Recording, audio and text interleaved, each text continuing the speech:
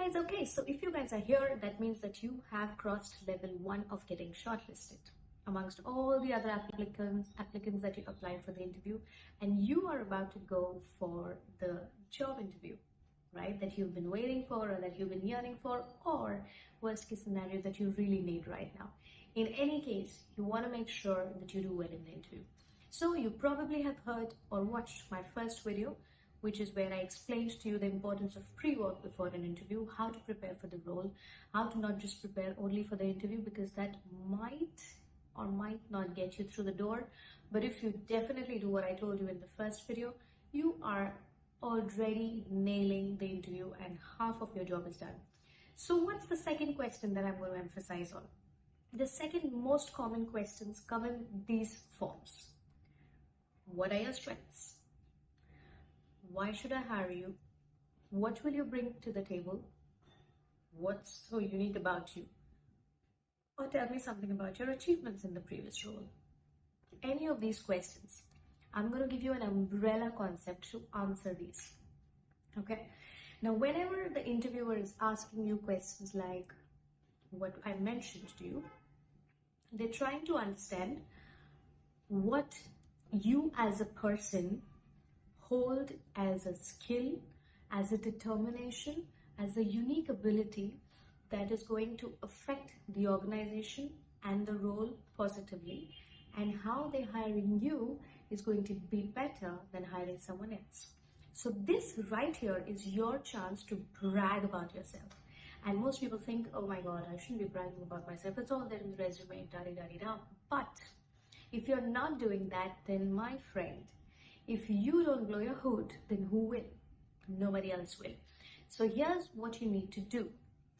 What you're going to do in this particular question, very, very carefully, is going to craft the skills that you possess, the experience that you have, the achievements that you have made in the previous roles, in the previous organization, or even if you are a fresher, the things that you have studied, the accomplishments that you've had as a learner.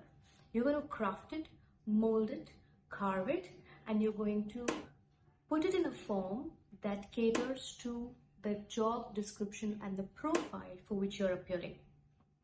Now you'll be like, wait a minute, Mumtaz, that's confusing. Well, let me simplify it for you. So for instance, you are applying for a role of a leader. And so far, you were at a very basic position of, say, an analyst or a specialist, or you were at a basic level. So what are you going to do? You are going to put forward all the skills that you possess, all the experience that you have of having mentored people, and you're going to carve it as something that you have already done in your existing role at a lower level, and you're now trying to put it one notch higher, where you being hired by them is going to be valuable for them.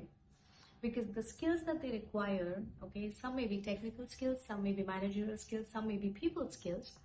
You have already done that in either some form of your achievements, in either some of your experiences, or either as a person, you naturally possess those talents.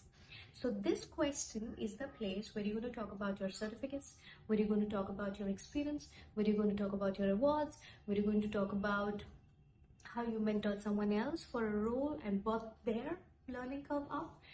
And primarily, very critical, the job description that you have applied for, the profile that you have applied for, has certain keywords that they are looking for in an individual. I want you to go through that job description, and I want you to make that as your already possessed skill, because you do have that skill, you just don't know it. You have already done that work, you just don't know it. So dive deeper into the roles that you have been working for all these years, into the experience that you have had, and combine it and make the two together in a shape or a form that the other person feels, aha, the person that I'm interviewing already has the strengths of the profile that I'm hiring him for. So he or she already possesses the skills that I'm looking for in this particular role. And so why is it that I'm going to choose someone else except for this person? Because what I want in this particular role, he or she already possesses it and has already done it. So let me give you a little hack. that I always used, which one of my very favorite manager gave me long back. Any role that you are right now in is very important for you to document every achievement that you're doing, every contribution that you're making, every initiative that you're taking, any project that you're a part of, to write down with date, time, and instance, and the positive effect of that on the organization. Because when you keep on documenting this, somewhere or the other, these instances are going to help you not just in your appraisal of your existing organization or your role, but also in any interview for either a promotion or for external hire, where you can use these as assets to show it to the person on the other end that you have already done this. So there is absolutely no reason for them to doubt whether you will be able to deliver that now or not, because they would want to hire someone, and anybody would want to hire someone who's already ready and aware about the role. Nobody has the time to train a fresher, and for a fresher, I only mean fresher in this particular role. You could be a fresher to jobs altogether, you could be a fresher to the industry altogether. You might need some technical skills for that role. You might need a little bit of understanding of that new company, but no one would like to hire a completely new fresher whose strengths are generic. Most people make errors of saying my strength is I'm punctual, my strength is I'm a team player, and so on and so forth. Very, very cliche, very, very random, very general. What's different about you should be exactly matched to the profile that you're applying for.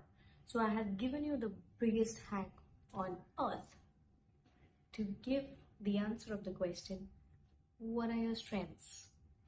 What different will you bring to the table? Right? So we'll talk more about this, and I'll come up with more questions that the interviewers will ask you. So please make sure that you listen, learn, understand, and good luck.